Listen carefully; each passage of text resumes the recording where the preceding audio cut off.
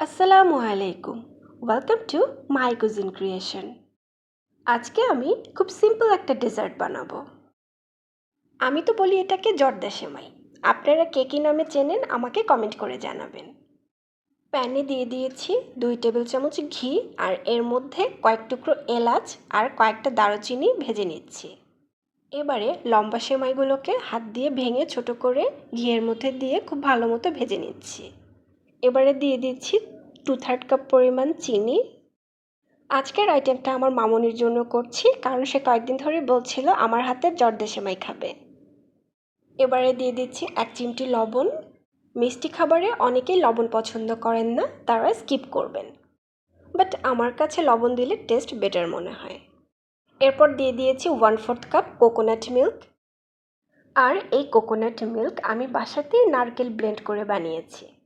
এবং সবশেষে দিয়ে দিয়েছি কোরানো নারকেল। জর্দা সেমাইটা মাঝে মধ্যে আমি নারকেল ছাড়াও বানাই, কিন্তু নারকেল দিলে এটার টেস্ট অনেক বেশি ভালো হয়। আমি অনেকভাবেই জর্দা সেমাই তৈরি করি, তবে আজকেরটা হলো সিম্পলের মধ্যে গর্জিয়াস। মানে খুব কম সময়ে খুবই ইয়াম্মি একটা ডেজার্ট আইটেম। আর এই আইটেমটা বানাতে সময় লাগবে মাত্র 10 মিনিট। সবাই ভালো থাকবেন। আল্লাহ হাফেজ।